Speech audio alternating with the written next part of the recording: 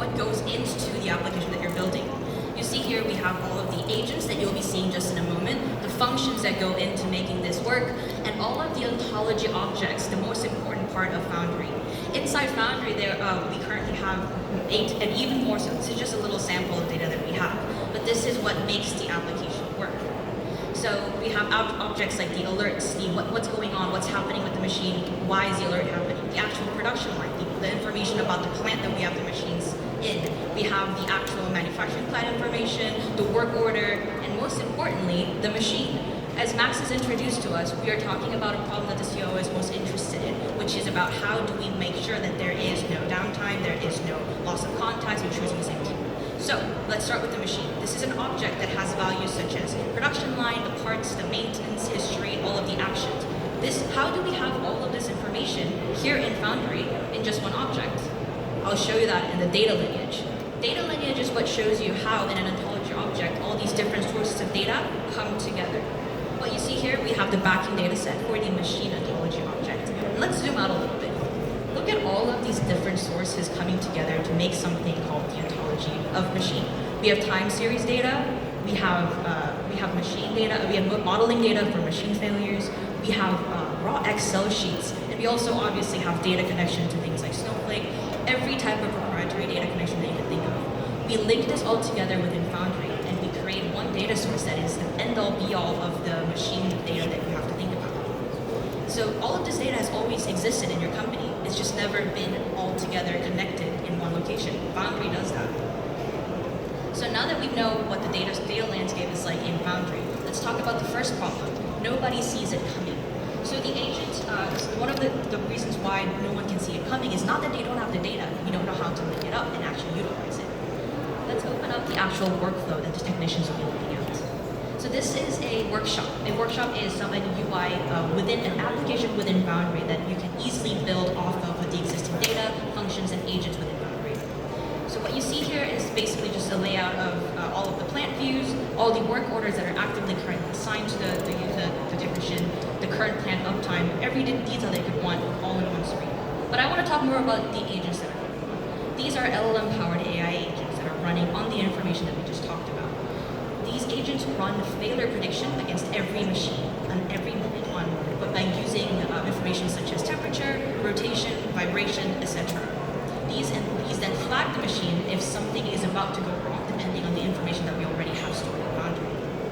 These agents, notice that these agents don't just say, oh, it might fail. It might fail, and you're going to have to do something about it. No, what we do provide is context of what is actually happening. Within just the main object, the agent that is doing anomaly resolution, we also see 2 sub-agents working with them together. We have the technical document search agent and also the technician scheduling optimization agent. Not only are we finding signals to know that the machines are about to fail, we're also seeing why does it fail and what document do we have about this particular machine that we can then propose actions to on how to fix. Then we also have a scheduling operation agent that are looking into the available technicians, their skill level, what data we have about those people, and scheduling them in the right amount of time on when they should actually jump into action for this current problem that we're having. And as Max has mentioned, the CEO cares about margins. They don't necessarily care about individual machines. So every alert arrives priced in dollar value. As you can see, we have automated comment on weighting, so failure percentage, and eventually the dollar impact that this machine is going to have if we don't act on it immediately. So we have problem 1 solved with this UI. They see it coming and then see what it costs. Moving on to the next side, we have problem 2 that Max mentioned. The wrong person is on the job. So the agent also owns resolution, not only detecting a notification. What it also does is give the technicians a visual of who's going to solve this issue. It reads the manuals, past maintenance schedules, and who has the skills to it, and recommends a fix. And this is what I just explained to you with the sub-agents working together. I think what's important is that this is not just one big AI, one blob of natural language, one chatbot or anything like that working in, and with a lot of, when you have, as you all have worked with AI at this point, I believe, when you have one big AI chatbot situation without guardrails, nothing ever gets stored, you don't really know where it's going to go, there's no structure to it. We have a small team of specialized agents here. There's a lead agent that delegates like a good project lead would, and then you have sub-agents acting upon these kind of problems.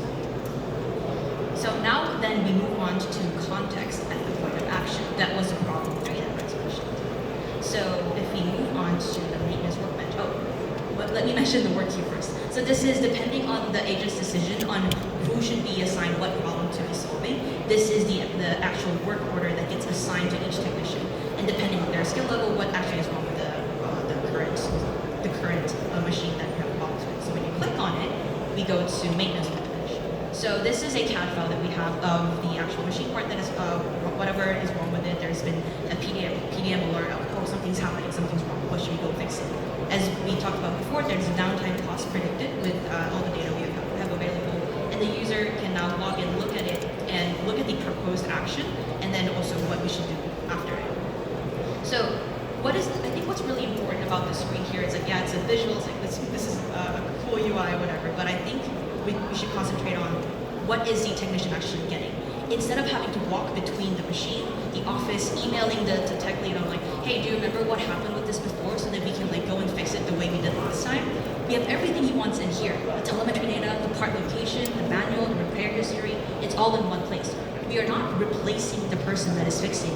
We are providing them with the context and the information so that they're able to work on it immediately without having to waste the time.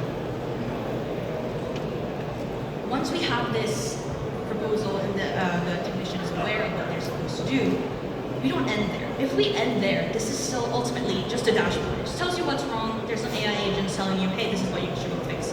But I think what makes a software that lasts